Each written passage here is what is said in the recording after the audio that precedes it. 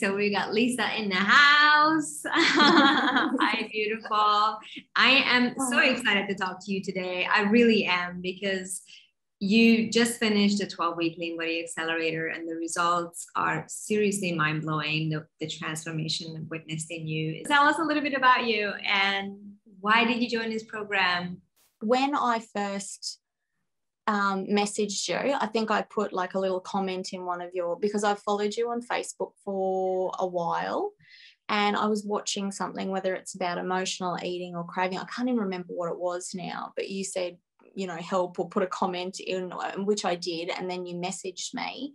And at the time I was like, I just felt really sad. I was so incredibly drained. I felt really hopeless. And I feel like I'd just come to a point where I just couldn't go any further along the path that I was on. So I am 41. I am a quality manager for a sort of national, international health company, and I'm an occupational therapist. I'm one of the senior clinicians, so I basically teach and mentor other young OTs on how to be the best OTs they can be.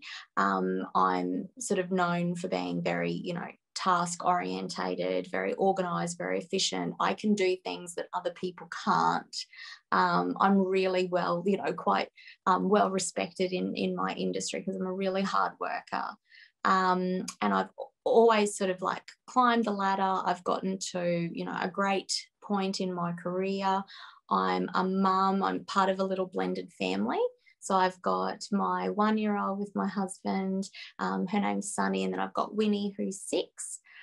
So she's from my past relationship. My first husband actually passed away. So there was a bit of trauma I think I've always carried with that. And then I have a 10-year-old stepdaughter as well. And she's with us quite a bit. So we've got this lovely little blended family. And when you look at it, I should be really happy with my life. And I haven't really ever been happy with my life. I've always been intensely focused on my body. And through the program, I've kind of been able to uncover and understand why. I never really knew why until I have done this program. And that's been it's been completely life-changing for me. Like, you want to know your why. And now I feel like I know my why, and everything's just kind of fallen into place from that. And also I'd started to notice that all of these things that had controlled my weight before in my 30s were no longer working in my 40s. So I was starting to put on weight. And that's when I reached out to you. I think I'd actually just had a binge, and I went and I was like looking, and you were talking about sitting in your car eating 6 chocolate bars, and I was like, oh my God, that's not just me. Yeah. And I jumped on, and I'm so glad I did. How would you describe in 3 to 4 words how you were feeling when we first started talking? I think that word torture is a good one. Tortured, twisted, so ashamed. And I felt like a failure as a mum, as a woman, because people sort of looked at me and they thought, oh, well, she exercises, she works out, she's an OT, she's quite healthy, and have no idea about what I was actually going through. And just, shame is, it's an all-encompassing feeling, isn't it? You feel that in every part, every tissue. And that's what I felt, ashamed. Initially, I reached out to you because you had shared that part of your story with me, and I went, because a lot of it, they don't talk about, the battles that they have had, because maybe they haven't had those battles, I don't know, but that just, I was like, I'm not alone in that. And I've actually got someone who's, I look up to you, beautiful, successful, and you were saying, I'm a human, this happened to me.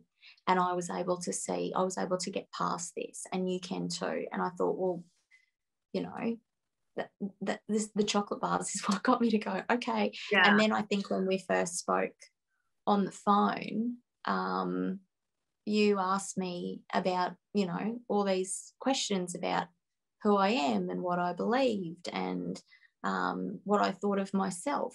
I remember our first conversation, you were saying, you know, binge eating is like the ultimate form of self-hate. And I burst into tears because I don't want to hate myself. You know, I can't hate myself. I've got, you know, baby girls that look up to me.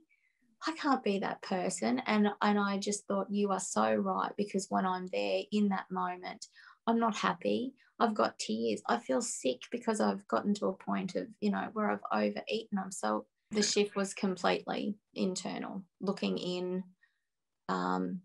Really, as I said, I got results without, you know, spending too much time on meal plans or exercise, which was not how I then did the rest of the program, because exercise has been part of my life for a long time, but now I get to do it.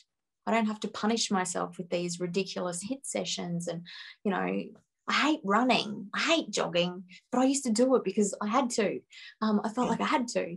So I get to do, you know, I love yoga. I'm, you know, a certified yoga instructor. I got to do that. You know, that was part of me also, you know, this year, giving that back to myself. And I actually came to realize that, you know, that's not just something you can do. That is an enjoyable form of exercise. And I give myself permission to be able to do that. Work for me, and I put on music, and I just enjoyed being in my kitchen. So there was a flexibility in it. But really for me, it has been all about turning inwards. What my turning point for me was, I rejigged my nighttime routine. So there was a module in the program that talks about nighttime routines. And for me, that was my trigger time. My husband would usually gone on night shift, the kids were in bed, all of the stresses of the day, those underlying, as you say, those consistent little everyday stresses, they would be bubbling at the surface. Have a few wines, and next minute, you know, I was just hating on myself terribly with food. Even just, okay, because I do a lot of problem solving. So it's like, okay, let's not let the horse bolt. Let's just say exactly what's happening here. And as you say, like, that's interesting. That's fascinating. Like the whole curious and kindness and just exploring something, talking to them about self-care. Because self-care is not just some fluffy little thing that we do. It's such an important part of being able to maintain ourselves. What about if we changed your language? And even looking at habits, because the habit mastery thing is huge, and I'm still working on different parts of that. But as I said, one of my biggest turning points was being able to master a new habit of my nighttime routine. That was my one that leveraged everything. So even being able to talk to my OTs about their clients about, you know, habit mastery, because that actually translates through to a clinical sense when we're talking about people's occupational performances. And yeah, so it's just been really, really helpful in lots of different ways. Yeah, amazing. What would you say was like the biggest win for you out of all that? I think the biggest thing for me has been able to go through and process the traumas in my life. So that's why nothing worked for me. I love the, you know, even like there's just been so much, like the seasonal framework has been huge for me, really eye-opening, leaning into feminine energy, whereas I've always worked towards the masculine, like the production, efficiency, push, high achieving, ambitious. And you can do all of those wonderful things using your own feminine energy. And I never even had ever tried using that before. Like it gives me tingles to kind of think about that. And because now I feel like I'm just working in better alignment with my energy, with my body, with my beliefs, I just kind of feel like everything's a bit easier. And the thing is, it hasn't been an easy. And I think, you know, leaning into this stuff and going into it, it's done in such a beautiful and supported way.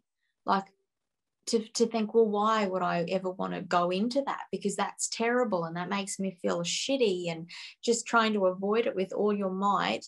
But that creating all of this awfulness in your body. Whereas when you do get taught how to do it, it's safe. And it's done in a loving way and in a supportive way. And you just think, well, all that's going to happen is I'm going to have a feeling.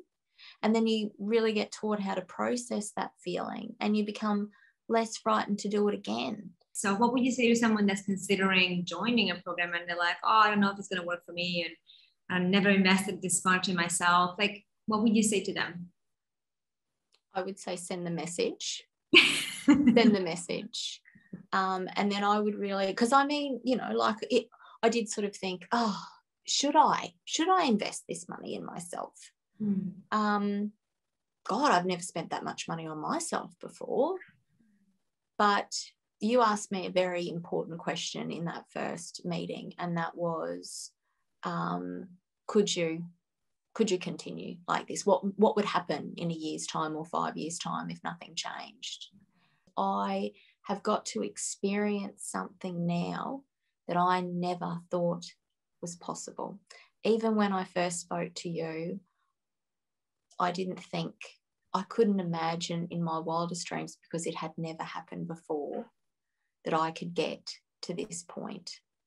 I can't thank you enough and honor you enough for sharing so beautifully and authentically about your story and where you've come from and how you're seeing things now. I feel like anyone that's ever gonna watch this is gonna not only feel inspired, but I think can relate so much to your story, and they might find just a sense of comfort in just watching you sharing. Well, thank you, beautiful. I really appreciate you. Thank you for being here. And yeah, I just wish you all the best. And I know we're not going very far away from each other. So yeah. Thank no, you. You're stuck with me now. I am stuck with you. Yes. Thank you, Leesa. Thank you, beautiful. Bye.